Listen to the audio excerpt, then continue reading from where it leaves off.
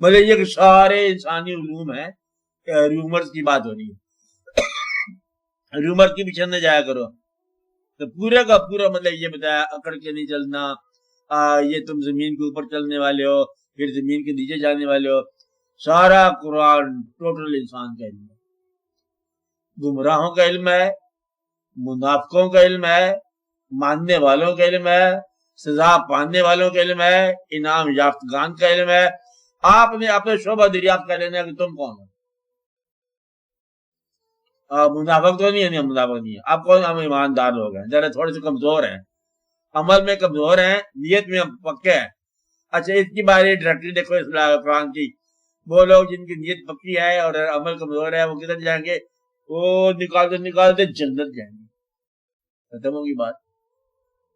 یہ شفا ہوگی کہ نیت کا اصلاح کرو. بد نیت جو ہے نا یہ چاہے نماز پڑھے یہ نہیں بخشے جائے گی. آپ بات سمجھ رہے ہیں؟ اچھی نیت کرو، اچھا عمل بھی کرو. اچھے عمل میں اگر معذرت ہے، نیت پوری ہے تو وہ معذرت جو ہے وہ دور کرو، آپ نیک اعمال کرو. یہ عجب کی بات ہے کہ تمہیں سارا کام ملتا ہے، وقت ملتا ہے، اور نیک عمل کا وقت بھی ملنا چاہیے. تو قرآن کیا ہوا؟ شفا. شفا اس کا دیکھنا شفا. ویسے تم نے کبھی دیکھا کہ آپ کی کوئی تخلیق ہو؟ آپ کی تخلیق کیا ہوتی ہے؟ سمجھ نہیں آئی.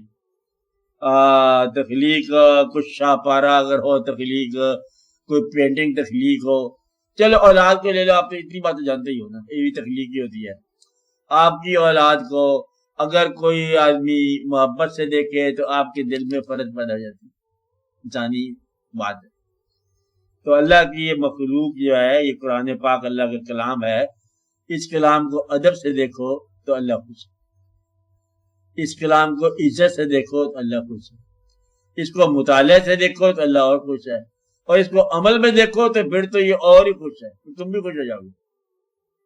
تو گویا کہ قرآن کیا ہے؟ شفا ہے. شفا ہے. اور جس آدمی کو یقین ہو جائے کہ یہ شفا ہے، ویسی شفا ہے. ایک تو یہ بات ہے. دوسرا، قرآن کے ظاہری الفاظ کے اندر ایک باطنی الفاظ بھی ہیں. اب یہ دو قرآن، اصل میں 7 قرآن، اور ظاہری کے اندر باطنی. قرآن کا جس طرح کہتے ہیں نا، آپ مثال دیتے ہیں بزرگ، آم بڑا اچھا پھل ہے. آم کیا ہوتا ہے؟ آم خریدا، تم نے چھلکا خریدا، چھلکے کو آم کہہ رہے ہو؟ آم کیا ہے؟ گوزے کو آم کہہ رہے ہو، اور چھلکا بھی ساتھ شامل ہے. چھلکے جو ہے اس کا تعریف ہے، آم کی پہچان ہے، مفہوم گودا ہے.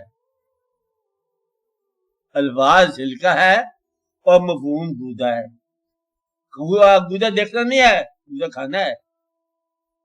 آپ اس کو استعمال کرنا ہے. اور پھر آگے اس کا تواتر کیا ہے؟ مفلی. آئندہ نسلوں کے لیے آم کی نسل کو لے جانے والی بات، وہ اس کا مفہوم الگ ہے. تو گویا کہ ہر چیز آپ دیکھو، اس کا ظاہر جو ہے وہ اس کی پہچان ہے، لیکن اس کا باطن جو ہے وہ قابل استعمال ہے، اس کو آپ استعمال کرتے ہو. ہر چیز اس کے طریقے ہیں. تو قرآن پاک جو جلد کے اندر ہے، جس کا فائدہ تاج کمپنی کو پہنچتا ہے، وہ قرآن پاک اور ہے. اللہ تعالیٰ نے ایک قرآن بھیجا ہے، اور جہاں بہت سارے قرآن چھپتے ہیں نا، یہ بہت سارے قرآن کی بات نہیں ہے، ایک قرآن کی بات ہے. تو وہ قرآن کیا ہوا؟ وہ قرآن ہوا الفاظ بھی قرآن ہے، مفہوم بھی قرآن ہے، قرآن کا عمل ہی قرآن ہے، اور اس عمل کے اندر ڈوب جانا، گم ہو جانا دراصل قرآن ہے.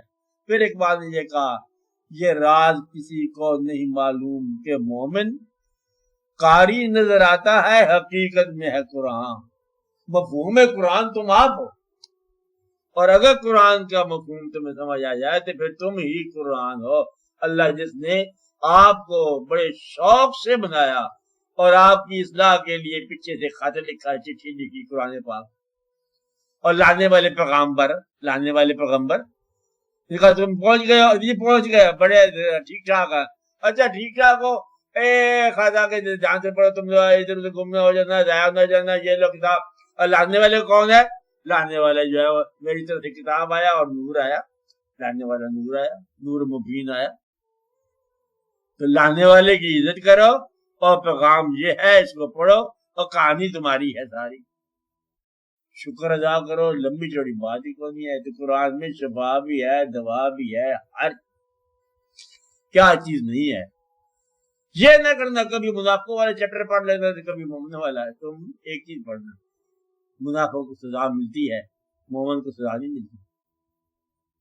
تو قرآن کو مومن ہو کے پڑھنا. کیا ہو کے پڑھنا؟ مومن ہو کے پڑھنا. کسی جگہ مومن کے لیے سزا نہیں لکھی ہے. کمی بیشی عمل کیا ہے وہ توبہ کر لو. نیت پکی ہونی چاہیے اللہ تعالیٰ کو. اللہ تعالیٰ موجود ہے، اللہ تھا، اللہ ہے، اللہ رہے گا. اللہ کا کلام غور سے پڑھو گے تو جہاں کو کمی بیشی ہوگی وہ موجود اللہ ہے نا، وہ ٹھیک کر دے گا.